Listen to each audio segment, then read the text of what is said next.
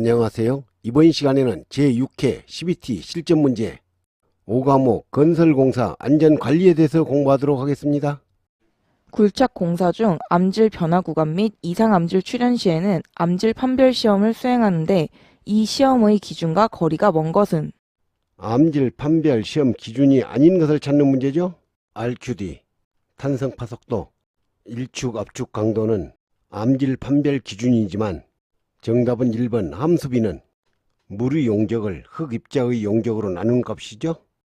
흙의 동상현상을 지배하는 인자가 아닌 것은 흙의 동상현상을 지배하는 인자가 아닌 것을 찾는 문제죠. 동결 지속시간, 모관 상승고의 크기, 흙의 투수성과 정답은 1번 흙의 마찰력이 아니라 지하 수위가 동상현상을 지배하는 인자죠.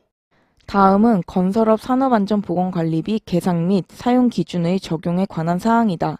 빈칸에 들어갈 내용으로 옳은 것은 이 고시는 산업재해보상법 6조에 따라 산업재해보상법의 적용을 받는 공사 중 2천만 원 이상인 공사에 적용하죠. 정답은 2번 2천만 원 이상이죠. 그렇죠? 다음 중 앞세기에 의한 건물의 파쇄 작업 순서로 옳은 것은 건물의 파쇄기 작업 순서를 찾는 문제죠. 정답은 4번 슬래브, 보, 벽체, 기둥 순서로 파쇄하죠. 쇼벨계 굴착기에 부착하며 유압을 이용하여 콘크리트의 파괴, 빌딩 해체, 도로 파괴 등에 쓰이는 것은 쇼벨 기계에 부착하여 사용하며 콘크리트의 파괴, 빌딩의 해체, 도로 파괴 등을 하는 기계를 찾는 문제죠. 정답은 3번 브레이크는 유압을 이용하죠. 그렇죠? 거푸집 해체 시 작업자가 이행해야 할 안전수칙으로 옳지 않은 것은 거푸집 해체 시 안전수칙으로 옳지 않는 것을 찾는 문제죠. 1번 거푸집 해체는 순서에 입각해서 해야죠. 2번 상하에서 동시 작업을 할 때는 상하의 작업자가 긴밀하게 연락을 취하면서 해체 작업해야죠. 정답은 3번 거푸집 해체가 용이하지 않다고 해서 큰 힘을 줄 수 있는 지렛대를 사용하는 건 아니죠. 순서에 입각해서 해체를 해야죠.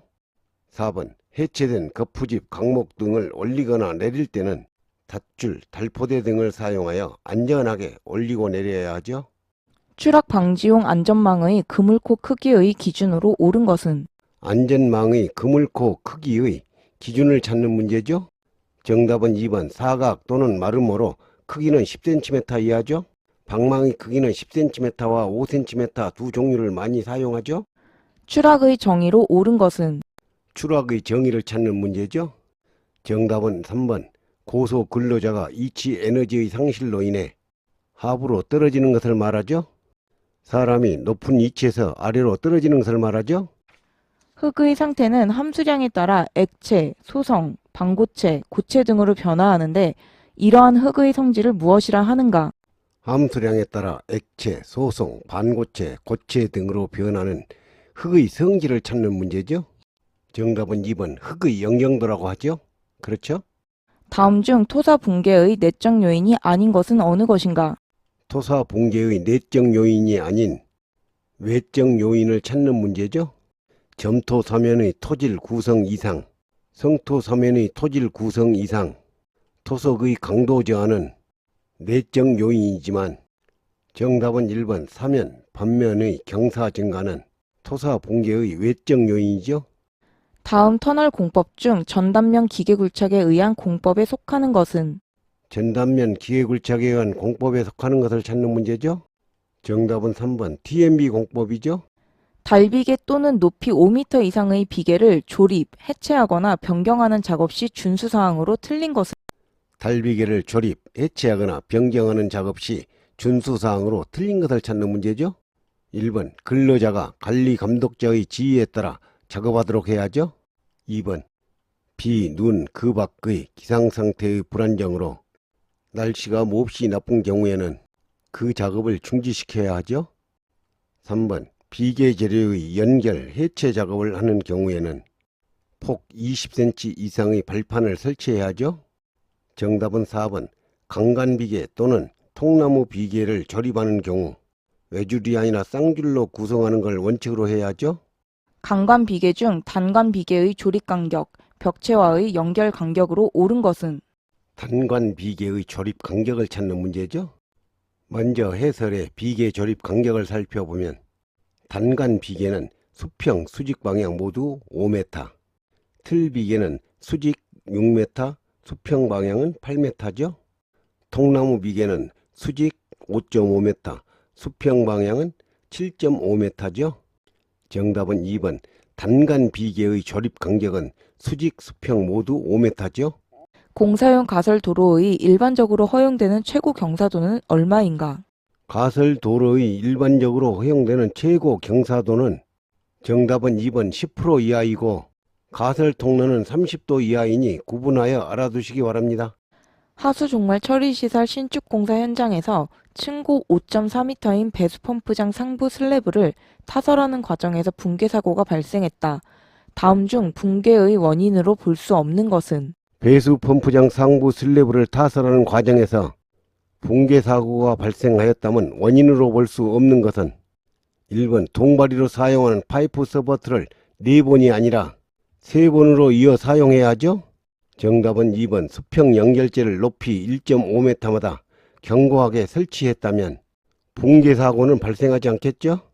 4번 조립도를 작성하지 않고 목수의 경험으로 지보공을 설치했다면 붕괴 위험이 크겠죠. 반드시 조립도를 작성하여 지보공을 설치해야 되겠죠. 4번 콘크리트를 한 곳에 집중적으로 타설하면 편심이 발생하여 붕괴하겠죠. 편심이 발생하지 않도록 골고루 타설해야겠죠. 그렇죠? 철근 콘크리트 공사에서 거푸집 동바리의 해체 시기를 결정하는 요인으로 가장 거리가 먼 것은?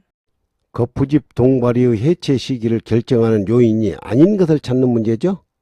1번 시방서상의 거푸집 존치 기간이 경과한 경우, 2번 콘크리트 강도 시험 결과, 3번 동절기일 경우 적산 온도는 동바리 해체 시기를 결정하는 요인이지만 4번 후속 공정의 착수 시기와는 관계가 없죠.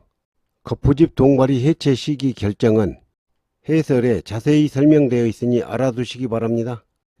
벽체 콘크리트 타설 시 거푸집이 터져서 콘크리트가 쏟아진 사고가 발생하였다. 다음 중 이 사고의 주요 원인으로 추정할 수 있는 것은? 거푸집이 터져 콘크리트가 쏟아지는 사고 원인을 찾는 문제죠. 정답은 1번 콘크리트를 부어넣는 속도가 빠르면 빠를수록 치갑이 커져 거푸집이 터져 콘크리트가 쏟아지는 사고가 발생할 수 있죠. 그렇죠? 슬레이트, 썬라이트 등 강도가 약한 재료로 덮은 지붕 위에서 작업을 할 때 발이 빠지는 등 근로자의 위험을 방지하기 위하여 필요한 발판의 폭 기준은? 약한 재료로 덮은 지붕 위에서 작업을 할 때 필요한 발판의 폭 기준을 찾는 문제죠. 정답은 4번 30cm 이상. 이 문제는 빈번하게 출제되는 문제이니 반드시 알아두시기 바랍니다. 프리캐스트 부재의 현장 야적에 대한 설명으로 틀린 것은? 프리캐스트 부재의 현장 야적에 대한 설명으로 틀린 것을 찾는 문제죠. 1번 오물로 인한 부재의 변질을 방지해야 하죠. 정답은 2번 벽 부재는 수평으로 폭에 쌓아놓으면 변형을 방지하는 게 아니라 변형이 될 수 있어 수직으로 야적해야죠. 3번 부재의 제조번호, 기호 등을 식별하기 쉽게 야적해야죠. 4번 받침대를 설치하여 휘임, 균열 등이 생기지 않도록 해야죠. 차량계 하역 운반 기계의 운전자가 운전 위치를 이탈하는 경우의 조치사항으로 부적절한 것은? 운전자가 운전 위치를 이탈하는 경우의 조치사항으로 부적절한 것을 찾는 문제죠. 정답은 1번 포크 및 버킷을 가장 높은 위치에 두는 게 아니라 가장 낮은 위치에 두어야 하죠. 2번 원동기를 정지시키고 브레이크를 걸어 두어야 하죠. 3번 시동키를 운전대에서 분리시켜야 하죠. 4번 경사지에서 갑작스런 주행이 되지 않도록 바퀴에 블록등을 놓아 고여놔야죠. 이것으로 강의를 마치겠습니다. 감사합니다.